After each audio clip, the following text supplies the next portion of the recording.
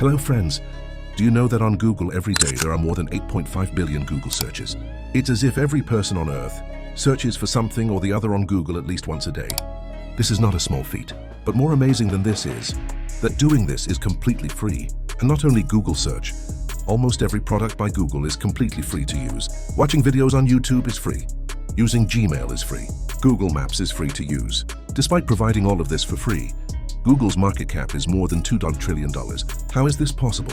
How can Google provide so many services for free? It doesn't charge us any money, but has still managed to become such a big company.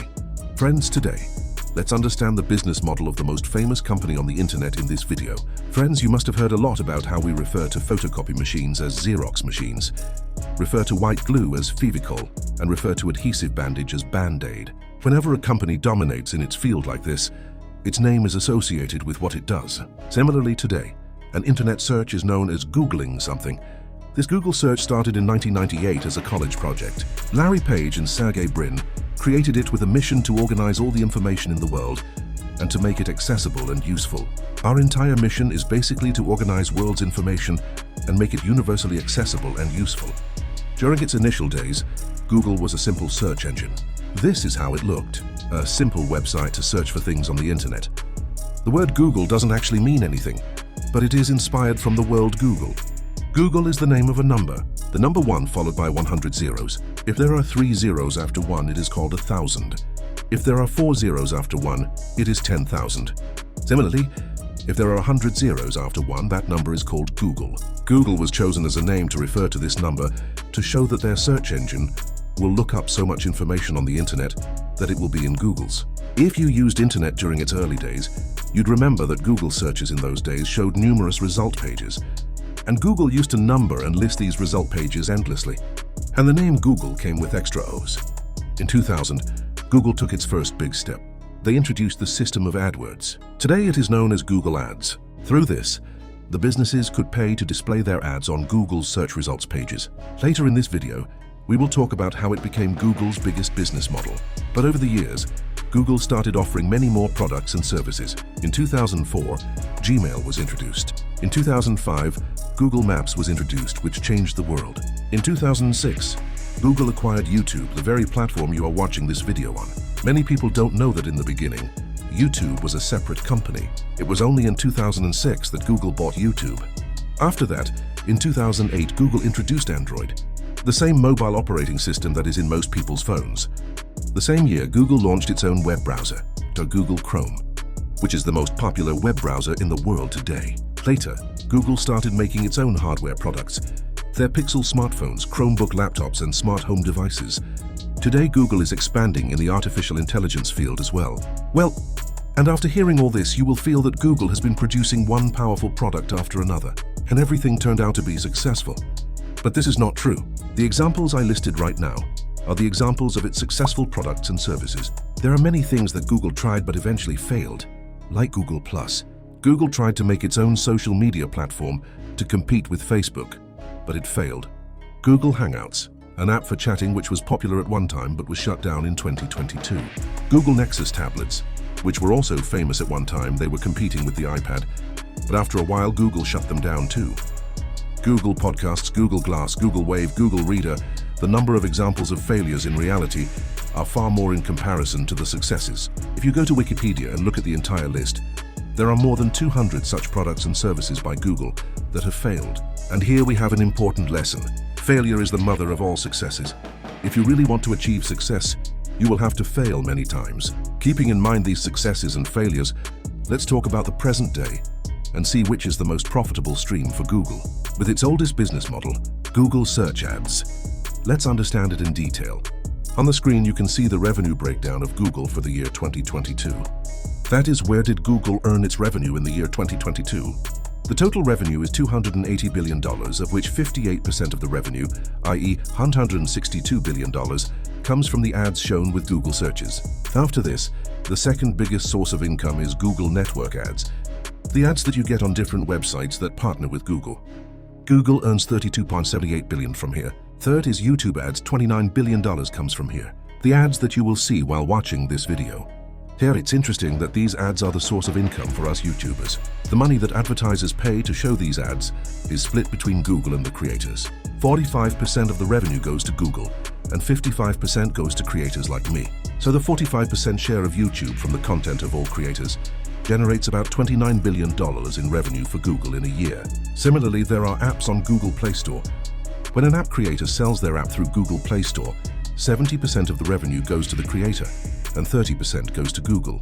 So the revenue from the sales of these apps and the other revenue by selling phones and laptops, that part of Google's revenue is fourth on the list with $29 billion at around 10.4%. And the last major revenue source is Google Cloud with $26 billion. Now it is also interesting to see where does Google spend this money. Around $40 billion is spent on research and development for their ongoing research to create more new products and services, to keep on attempting at new failures. About $44 billion is spent on non-production costs like renting offices, spending on advertising, marketing and accounting, and paying salaries to the employees. Their total expenses are around $207 billion, as you can see on the screen. This is the balance sheet of their company. Here you can also see that income before taxes was $71 billion in 2022. They paid $11 billion in taxes, and their profit was approximately $60 billion. The most interesting thing in this business model is providing things for free. How is it possible to earn a profit by providing things for free? There are two reasons behind this. First, these free things are not completely free. The base level products are free, but if you want premium service, you have to pay. This is a common business strategy, which is called the freemium model, free plus premium. And many companies use this. Spotify, LinkedIn, Zoom, and now even Twitter uses it. In simple words, the basic services will be given to you for free, but if you want the premium service, you will have to pay for it. Like Gmail is free to use, but its storage limit is 15 GB. If you want more storage, you will have to pay. Google Drive is free to use, but its storage limit is 15 GB too. If you want more than that, you need to pay. Watching videos on YouTube is free, but you will get ads in between. If you want to remove ads, you will have to pay money. You will have to subscribe to YouTube Premium. This freemium model is very successful because it gives you an opportunity to try before you buy. You can try a product, and only if you like it should you pay for it. But in Google's case, the interesting thing is that most people do not use their paid services. 95% of people who watch videos on YouTube have not subscribed to their premium version. 95% of people who use Gmail or Google Drive do not pay for it. But still, Google earns its majority revenue from its free services. Here comes our second reason, data collection. The more free services we use, the more can Google access our data. Everything we search on Google, every video we watch on YouTube, every email we send, all of this data is anonymously collected and used for targeted advertising.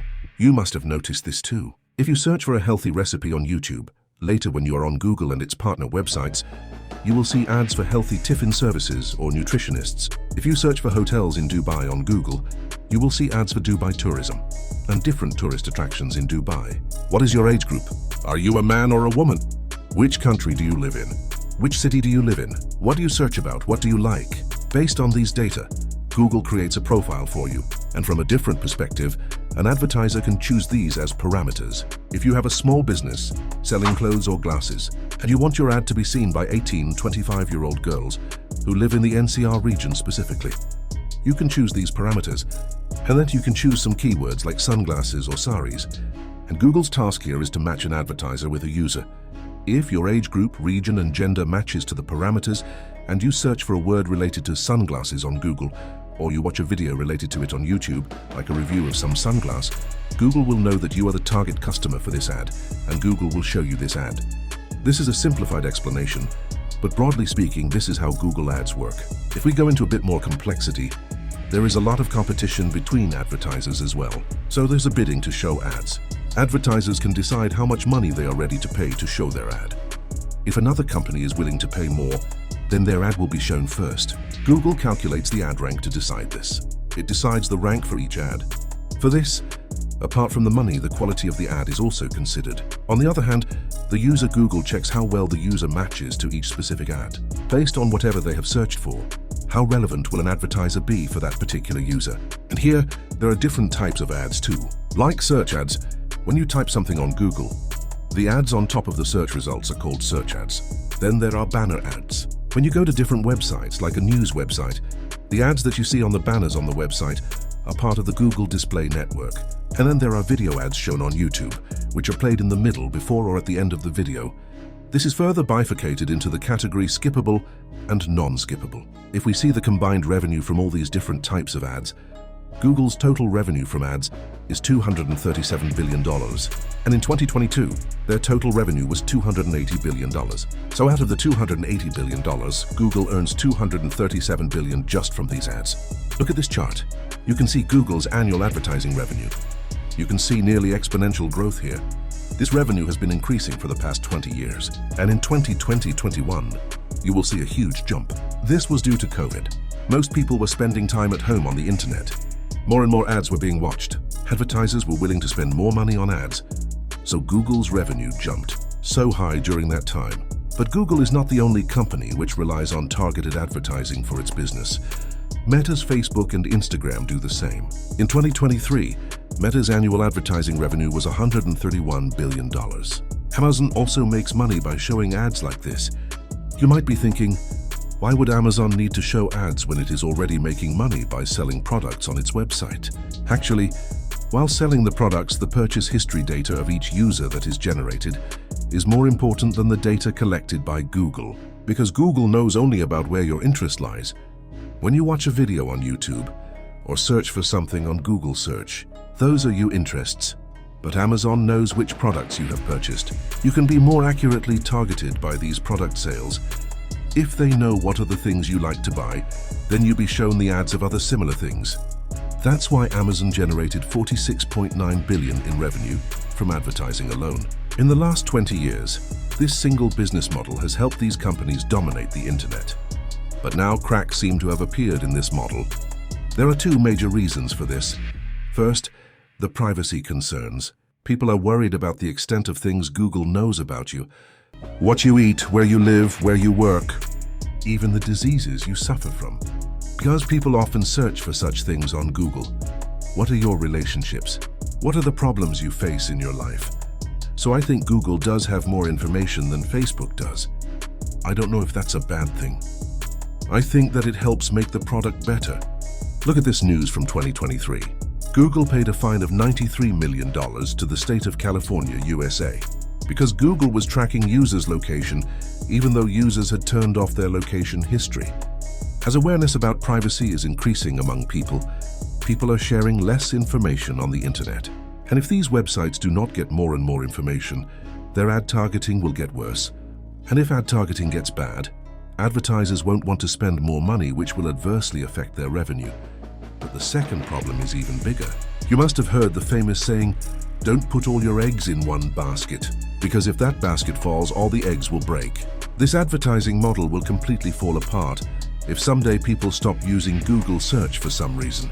Already with time, Google search's reliability has been on the decline. Earlier, you saw only one ad on the top, but now if you search for something, the first few top results will be ads. If you are hit by so many ads when you look up something, then the usefulness of those search results starts to decrease. And now imagine that if a competitor comes up, which shows you exactly what you want to search for, without any ads, a platform like ChatGPT. When you ask ChatGPT any question, you get a direct answer neatly formatted into paragraphs without any ads.